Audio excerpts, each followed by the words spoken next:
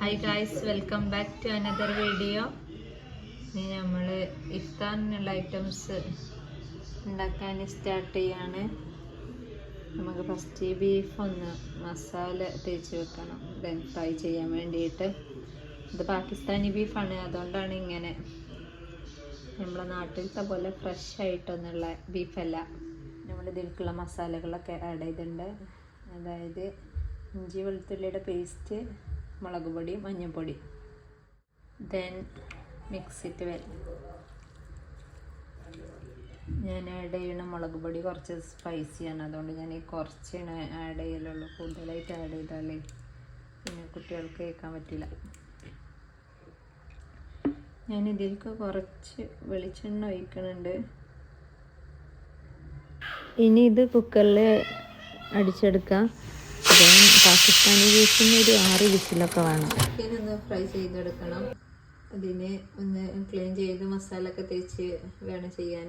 Beef മറ്റേത് കുറച്ചുള്ളൂ, കാരണം എന്താ വെച്ചാൽ അത് ഞാൻ മുന്നേ ബീഫ് കറി ഉണ്ടാക്കിയപ്പോൾ അതിൽ ബീഫ് ഓവറായാലോ വെച്ചിട്ട് കുറച്ചെടുത്ത് വെച്ചതാണ്. പിന്നെ അത് എന്തെങ്കിലും ചെയ്യേണ്ട. ഞാൻ ചിക്കന് മസാല തേച്ച് വെച്ചിട്ടുണ്ട്. ഇനി ഇത് റോസ്റ്റ് ചെയ്യാൻ വെക്കാം കുറച്ച് നേരം.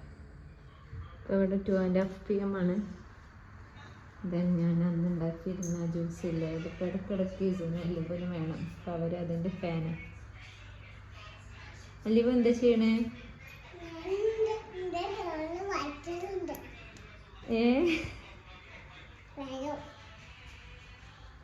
ഡോളിനെ കെയർ ചെയ്യാ.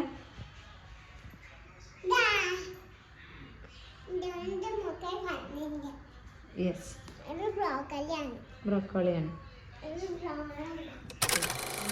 ആയിട്ട് ഉണ്ടാക്കുന്ന കോക്ടെയിൽ ജ്യൂസാണ്. കാരണം എക്സ്റ്റേഡത്തെ കുറച്ച് ഫ്രൂട്ട്സൊക്കെ ബാക്കി ഉണ്ടായിരുന്നു. ഫ്രൂട്ട്സൊക്കെ കമ്മിയാണ് കഴിക്കലൊക്കെ. അപ്പോൾ അത് വെച്ചിട്ട് അങ്ങനെ മിക്സഡ് ആയിട്ടുള്ള ജ്യൂസ് ഉണ്ടാക്കാൻ വിചാരിച്ചു.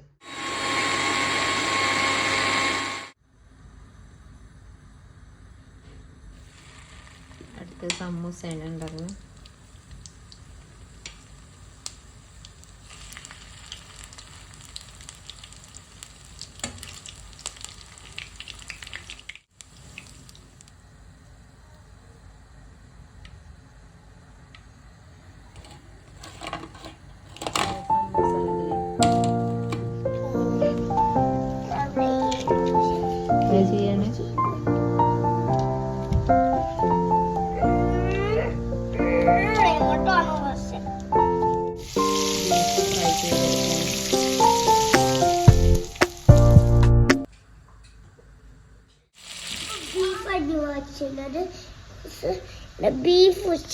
ഞാൻ ഇന്ന് എന്തൊക്കെ പ്രിപ്പയർ ചെയ്തു എന്നുള്ളത് അവന് നോട്ട് ചെയ്യാണ്.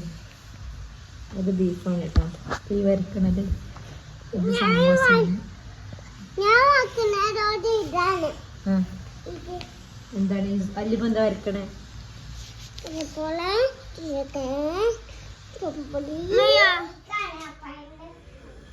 കടി നമ്മള് ദോശയാണ് ഉണ്ടാക്കണേ.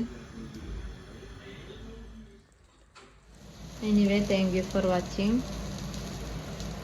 സപ്പോർട്ട് ചെയ്യാത്തവരുണ്ടെങ്കിൽ സപ്പോർട്ട് ചെയ്യുക, ലൈക്ക് ചെയ്യുക, കമൻറ്റ് ചെയ്യുക. Okay, see you, by.